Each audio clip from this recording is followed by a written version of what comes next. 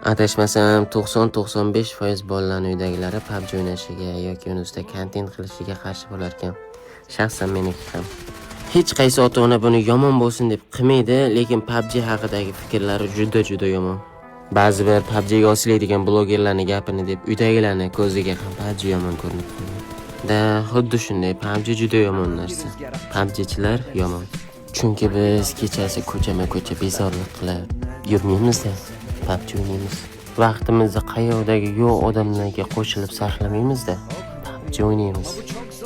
Zamon o'zgaryapti desa, yo'q, zamon emas, zamonni biz o'zgartiryapmiz deyshadi. Lekin 8 milliard aholining ichidan faqat bizning harakatimiz bilan zamon ortga qaytib qolmaydi-yu. Unda PUBG ga vaqtini juda noto'g'ri sarflayotgan bolalar ham bor. Lekin bu narsaga birinchi o'rinda tarbiya bog'liq. Endi hammalarga savol, bolalar kechada ko'chasi xohlagan ishini qilib, xohlaganday bolalarga qo'shilib yurgani yaxshimi yoki PUBG o'ynagani yaxshimi? To'g'ri, ko'plar aytishi mumkin, hamma bola ham bezorlik qilib ko'chada yurmaydi deb. Lekin hamma bola ham PUBG da vaqtini behuda sarflamaydi.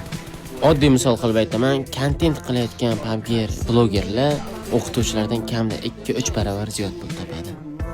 Eng katta sabab esa bu PUBG harom degan xayol va o'y. Kelinglar, men shu PUBG halol yoki haromlik haqida masalaga to'liq gapirib beraman keyingi videoda. Buning uchun attiga 5000 like yuboringlar. Ko'p emas, jigarlarim.